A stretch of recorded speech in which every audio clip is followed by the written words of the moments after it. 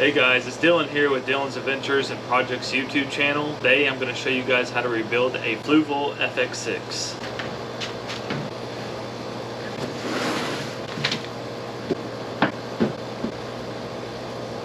You need to turn the motor off first, and then you can shut this valve off.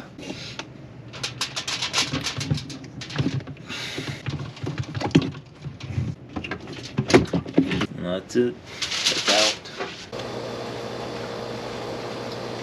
There's a few different places you guys can purchase this from, one of them being PetSmart, I think Petco, and then Amazon. I bought this one off of Amazon. These have the capability of filtering 2,130 liters per minute, and the Fluval FX6 is rated up to a 400-gallon fish tank. I've got this one hooked up to a 35-gallon fish tank. I know it's a bit overkill, but I really like this type of filter. So it's got a 3-rack basket filtration system, and you can rebuild this in a few different ways depending on the media you want to use. And I'll pull this apart for you and show you guys the inside of it. This is going to be the inlet and the outlet. There's a drain on it. You can also use it to drain the water out of the basket, which is something I'm going to do right now. It's pretty heavy. I haven't put a scale on it, but it weighs quite a bit. To take the top off, you undo these wing nuts right here all the way around. There's a gasket all the way on around the top side. All right.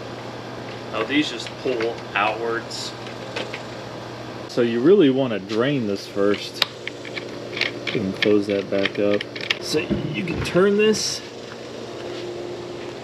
and then this is your drain. It comes with the hose. All right, I'm just gonna do a little bit, and I want to show you guys the inside of it.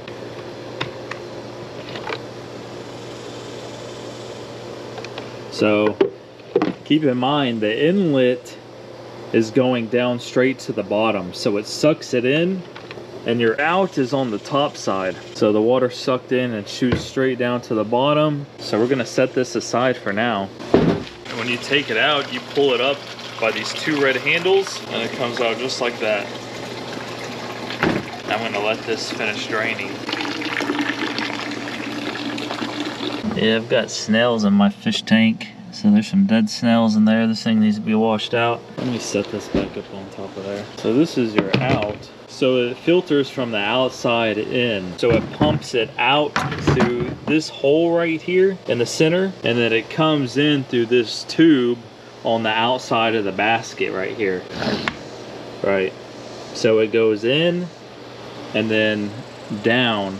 Well, it's not very effective. If the inlet's in the middle, it's filtered in and over and down. Well, I guess it depends how much water is circulating. It says it circulates 2,130 liters a minute. I'm not sure, but the filters are pretty dirty. We're gonna go ahead and take this thing apart. So you pop these red things hold that basket together. Just set that aside. I have snails in my fish tank, and I just found a live snail. I'm gonna go put it back in. I've got ram horn snails that I've put in my fish tank, I think over 2 years ago now. And those things, they just multiply and live a full life cycle in there. All right, I'm gonna break this basket down into 3 separate pieces. The top one, I've got one of these carbon filters.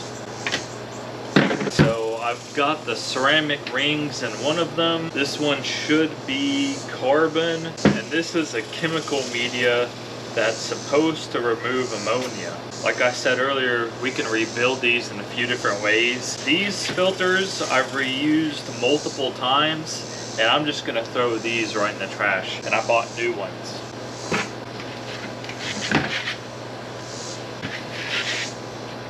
And I'm gonna have to wash these out. Now, another thing that I would do is I would buy a full sheet of this media filter. It's a 7-stage filter you can buy in rolls on Amazon. All right, so this is an aquarium filter media sponge. It's advertised as a 6-in-1 aquarium filter pad. So it's got the honeycomb cotton, filter cotton, biochemical cotton, advanced carbon cotton, fiber cotton, and filter blanket bag all in one. And what I do is I took this as a stencil, laid it down on the roll, and just used a Sharpie and traced around it and just cut it out. Just like that. So it's the perfect size to follow in the center of this basket. So I've got several of those. When you do get this roll, it is actually vacuum sealed. What you need to do is run it under warm water and it'll expand a little bit to its proper size. The same thing for these sponges that fit in that basket. They come vacuum sealed, and if you get them on Amazon, you can get them a little cheaper than you could if you went to PetSmart. So I just went the cheaper route. So this straight in the trash, they're extremely effective. Now look how much dirt and crud that catches. Now these I just throw straight in the trash. I don't try to re-clean those. But these sponges right here, I will try to re-clean. I'll wash them out really good. I'll soak them in some sort of cleaning solution like Lysol or bleach. But I wash it very well with clean water before I put it back inside those canisters. And depending on the chemicals in your water, you can buy test kits and build these baskets out to your specific specifications. I already know what I need, so I'm building it like I want to build it. And these ceramics, I've cleaned these out too before. They say you're only supposed to do a partial change on these ceramics, but today I bought a different type, and I'm gonna use the type that the newer style that I bought, and I'll show you here in a second. But I'm gonna well, I could keep these. I actually might keep these, dry them out, and put them in a bag and set them aside in case, because you can clean these out. Some of them are extremely porous and the other ones are more smooth. So these are just mixed up. Alrighty.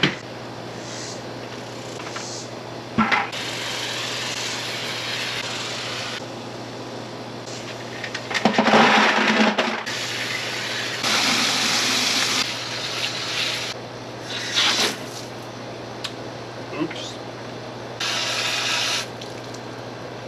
These are my charcoal media bags. These are reusable, so I just wash them out. So now, oh wait, I need to finish washing this out.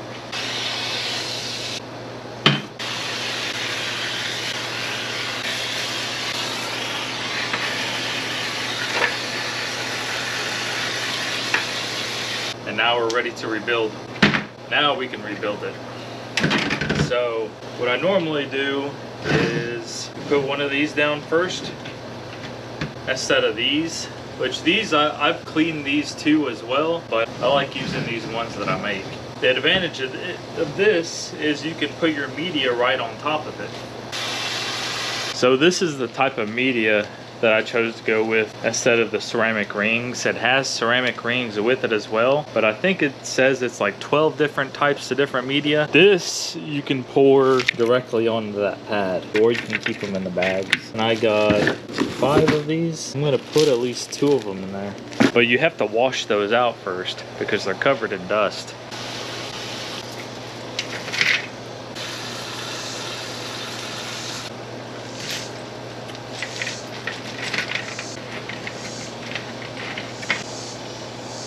Now I'm going to reuse those bags and put this granular activated carbon U media, a universal refill for any aquarium filter. This helps remove heavy metals, odors, pigments, and organic waste.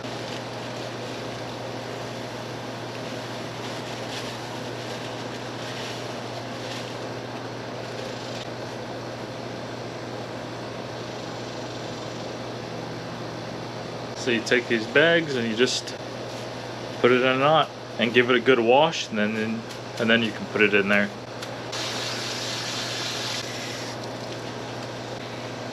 So I've got this one filled, so I'll set that one to the side. And my next one, I can't forget to put these in there. Alright, now this one's ready to go. Set that one to the side. Now we'll just lay this in here like that. Oh, you gotta put one of these in there first. Now you put one of them in the bottom like this, and then now you can lay the media of your choice on top of it. Alright, now we'll do the same thing with that one. We gotta tie it up, and we'll give it a wash before we stick it in that canister.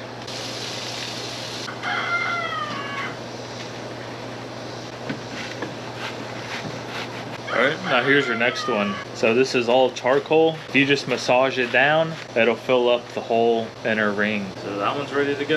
Alright, now for the third one, you're gonna want to put these sponges in. Don't forget your cutout for the bottom. And then now you can put your other media in. So these are another filter media that reduce ammonium. So this is Fluval Zero Carb for fresh water. Removes toxins and ammonia. Reduces fish stress. This also removes heavy metal, organic contaminants, discoloration, odors, and toxic ammonia. So that's what these are.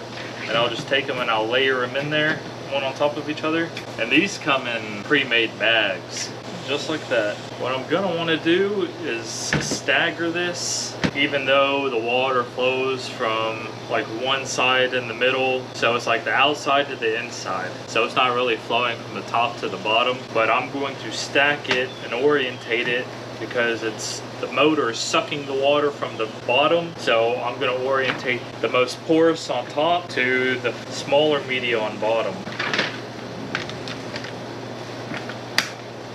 And then lock these in place. So these I'm not going to use this time. You can use these. If you saw when I took them off, I actually had them flipped over like that and pushed down above the media. These are strict flow. They're so you can drop this in, then put this on top of it, and then you can have your media sitting in the basket like that. So all I did was just drop the media straight in the bin. It's got a netting or honeycomb shaped over the basket, so you don't necessarily need these. You can use them if you want to, you don't have to. It actually comes with 3 of these and I already have one set to the side, so I'm just gonna set these to the side as well. All right, and now it's time to put it all back together. And it is very, very simple. You just take it by these red handles, drop it in, and it's good to go. It only goes on one way, so it's really hard to mess up. Although these handles do go on a certain way, which you can just pull them off, and if you do get them on there wrong, just take them off and drop them in. So you can see that when the water comes in, it comes in close to the bottom, right? I think this is too long. It should be a little shorter. This is your out, goes to the fish tank. This is your clean water out, and it sucks it from the bottom. So I feel like this is too far down. Maybe it should be farther up so it would suck it down at an angle. I'm not quite sure. Maybe they designed it like that for a reason. You just hold that down, pull these up top, and then you want to close these in a star pattern like you would a tire on a car, because it's just got that O-ring around it, so you want to make sure they're all tight. They've got the same pressure all the way around.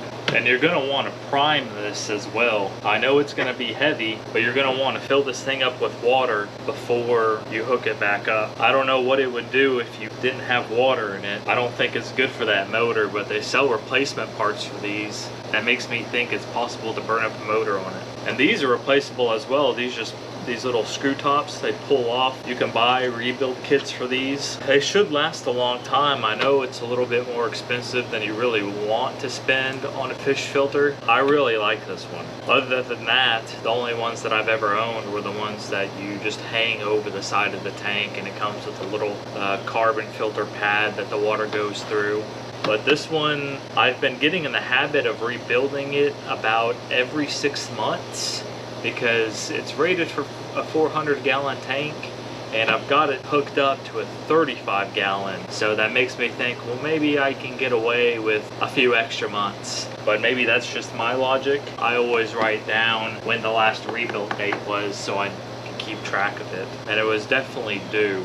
I went about 8 months, because I did it on October 20th of 2024, and it's July, August. Dang, 10 months. Okay. So let's go ahead and prime this and we'll go hook it back up.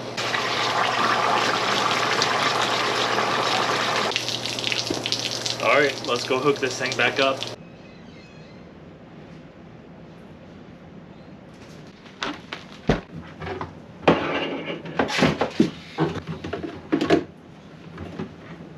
And they just click into place like that.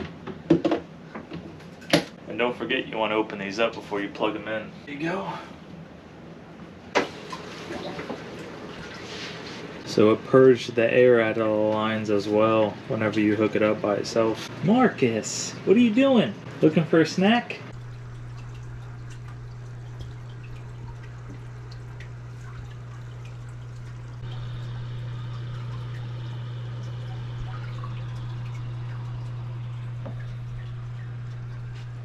Alright guys, so that's how you guys are build a Fluval FX6. If you have any more questions or don't know exactly how to rebuild yours, I would just Google it if you're unsure. If you guys like this video and want to see more like it, don't forget to like and subscribe to our channel and check out some of our other videos that we have posted. Alright guys, thanks. Bye.